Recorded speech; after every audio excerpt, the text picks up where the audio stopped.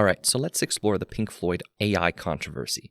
Stick around, I promise it's actually worse than you think. So how do we get here? Pink Floyd had a Dark Side of the Moon 50th anniversary animation competition with a cash prize of up to 100,000 British pounds. 10,000 would go to each winner for each song, with an extra prize pool of 100,000, 25,000, and 10,000 going to the first, second, and third place. One of the 10 winners was a video regenerated almost entirely with Stable Diffusion. At the time of announcement, many criticized the fact that this was a contest at all. Animation is a notoriously labor-intensive field of art, and this is basically a ton of people doing marketing for a 50th anniversary record for free with a chance of getting paid, instead of just hiring and paying people for their labor. As an example, one of the winners mentioned he had worked on his animation for months, and after all that time only had 1 minute of animation. Lucky for him, he ended up winning the contest. Conversely, the Insanium spent months on this incredible animation, didn't win, and wasn't paid. Each song is between 3 and 5 minutes, a lot of time to animate, yet the contest left it open for people to submit 10 videos, one for each song. It's almost as if they were begging for low-effort AI submissions. I'm also not entirely convinced that the winner who used AI fulfills the criteria in the terms and conditions. Originally, the terms of service of the contest assigned all possible copyright license to Pink Floyd from all submissions. They changed the terms of the contest last year, so Pink Floyd doesn't have a license to submissions that didn't win anymore. Always read the terms of service. 9 of the winners used more traditional forms of animation, and the creators showed their work and processes in some behind-the-scenes videos. The winner, who used AI, stands out by being obviously low effort. The video isn't synced to the song, it's effectively 3 montages spliced together. In the behind-the-scenes video, the creator doesn't show any of his process, and he claims to have trained his own model, which is an immediate red flag. The other entries try to show their process, while he seems like he's actively trying to avoid it. The claim that "I trained my own model" is either a complete lie or so misleading it might as well be a lie. Nobody talking about it online has really noticed this yet, but the guy submitted 10 different videos, one for each song, all submitted on the same day, 4th of December. Yes, I can really tell how you trained the AI in your style. Here's what I generated after messing around for 5 minutes. If I had upscaled these, I would get similar quality to his original video. He looks to have used image regenerator models downloaded from websites like Civet AI, where people scrape the internet and steal art from artists to share their models that they've fine-tuned on top of Stable Diffusion. Sam Does Art was a victim to this, as well as countless others. So either he scraped the web himself, or he used other people's models from other people who scrape, because none of the videos have a consistent style. He did not train 10 models on his own work.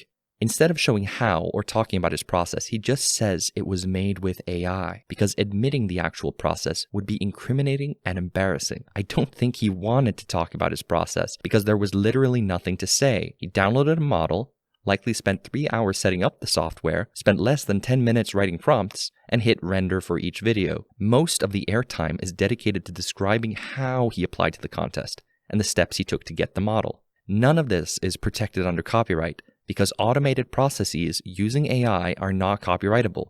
So what's the lesson here? When someone claims they trained their own model, what that usually means is they downloaded other people's images from the web and fine-tuned Stable Diffusion on them. It's still using Stable Diffusion as the underlying model. But let's assume this guy's built different. Let's assume he fine-tuned his own model on his own work. Let's assume he used 100 images. Or let's be charitable. Say he used 1,000 images. It's still built on Stable Diffusion. His contribution is insignificant if we just look at one of the data sources for Stable Diffusion, Fine Art America, where Leon and Stability AI scraped 25 million images, or your WordPress websites, where you host your blogs or your portfolios, or the 153 million images scraped from Pinterest, the website where all pretty artistic pictures on the internet ends up. Already at this scale, the data that the creator supplied is less than a pixel in size. Here's the total size of everything used to train Stable Diffusion, 1.5. The next iterations are even bigger. Devil's advocate, you might say that the judges are paying respect to different types of animation, that they might not have known that this was AI, or just wanted something different. But I can't even get over how low effort this thing is. It's 3 montages that cut off before the song is done. Of the entries that could have won, I personally enjoyed the precise rendering of light and dispersed volumetric caustics by Alvaro Lomba, especially the fractals at the start, and this understated moment after a long build-up when the guitar kicks in.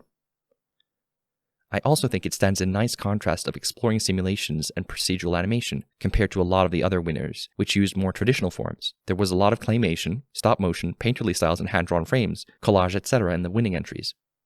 Playing this simulation of light through a prism for Any Color You Like, a song without any vocals, exploring different compositions of the cover art of Dark Side of the Moon by George Hardy, feels like a really nice 50th anniversary capstone to me. The video only has 390 views, but it was my favorite for Any Color You Like. Looking through the first 100 entries in the list, around 29 of the 100 entries were using AI based on the thumbnails alone, and more might be using it. I didn't bother trying to count and verify over 900 videos. I would estimate personally between 15 and 25% of the submissions are using AI in some form. Spend months making animations, or spend a couple of hours writing prompts into a rendering machine, hitting play, and maybe winning £10,000. If the people who control the money can't tell the difference between those who pour their hearts into their work versus slot machine gamblers, then you have nothing to lose but your soul.